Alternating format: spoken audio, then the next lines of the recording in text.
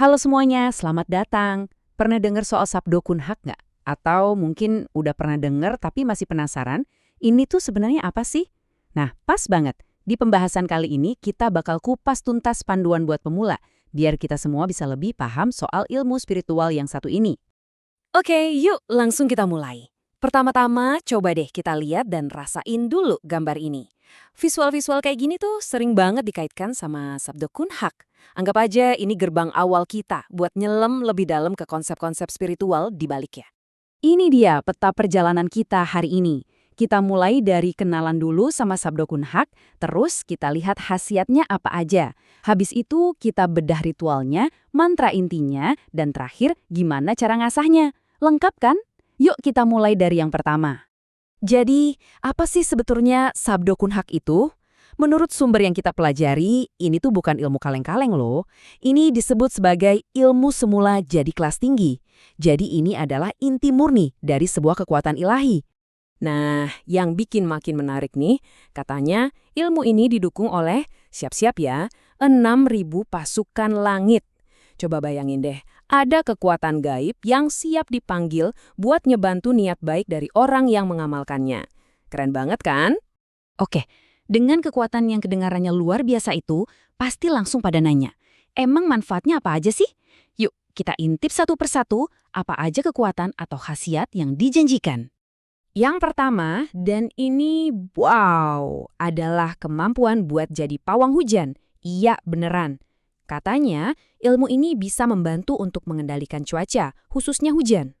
Eits, bukan cuma soal cuaca. Ini juga soal rezeki. Ilmu ini dipercaya bisa jadi perantara buat menarik kemakmuran, bukan cuma dari satu atau dua arah, tapi dari 9 penjuru mata angin. Jadi, dari segala arah gitu.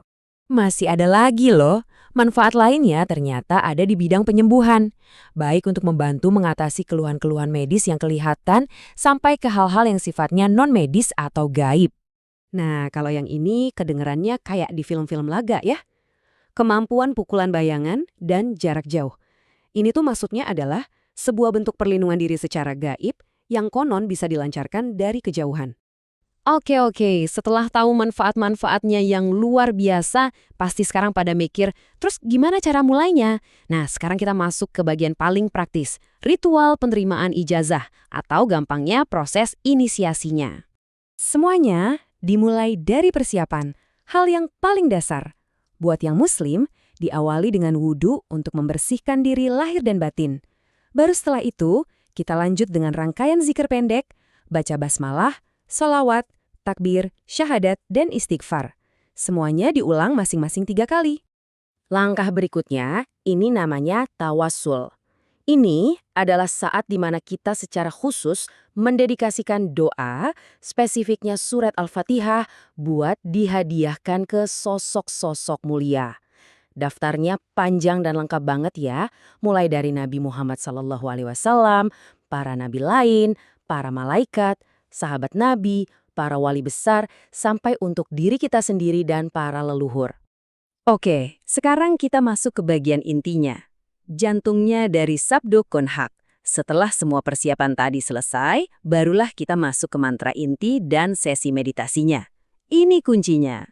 Sebelum kita ngucapin mantra intinya, ada pembukaannya dulu, yaitu baca basmalah sama ayat kursi masing-masing 3 kali. Nah, sesudah itu baru kita lafalkan asma intinya. Dengarkan baik-baik ya. Allahu Ruhi, Allahu Nuri, Allahu Saidi, Allahu Hadiri, Allahu Haki, Sarhun Qadirun, amin. Inilah rapalan kuncinya. Dan begitu selesai ngucapin mantra tadi, jangan ditunda-tunda. Harus langsung masuk ke mode meditasi. Cari suasana yang hening, fokuskan pikiran, selama, nah ini spesifik banget, tepat 10 menit. Nggak boleh lebih, nggak boleh kurang. Oke, ritual inisiasi udah kita lewatin. Terus, apa ilmunya langsung aktif gitu aja? Tentu nggak. Sama kayak pisau, ilmu ini juga harus terus diasah biar makin tajam. Yuk, kita lihat gimana cara latihan hariannya. Caranya tuh sebenarnya simple, tapi yang susah itu konsistensinya. Jadi, setiap hari, mantra inti yang tadi kita baca lagi sebanyak 100 kali. Terus hasilnya apa? Nah, yang dijanjikan dari amalan rutin ini adalah, katanya wajah akan tampak lebih bercahaya dan segala urusan atau hajat kita jadi lebih mudah jalannya. Kita udah kupas tuntas semua dasar-dasar Sabdo Kunhak ini ya, mulai dari pengenalannya, manfaatnya, sampai ke ritual dan latihannya. Semua ini tentu aja membawa kita ke sebuah pertanyaan yang lebih personal buat direnungkan. Kalau kita mau memulai sebuah perjalanan spiritual, kira-kira bagaimana ya cara terbaik untuk memulainya? Terima kasih banyak ya teman-teman udah nyimak pembahasan kita sampai akhir. Semoga apa yang kita bahas kali ini bisa nambah wawasan. Kalau kalian ngerasa ini bermanfaat, jangan lupa dukung kami dengan subscribe, like, dan share ke teman-teman kalian yang lain. Sampai jumpa di lain kesempatan.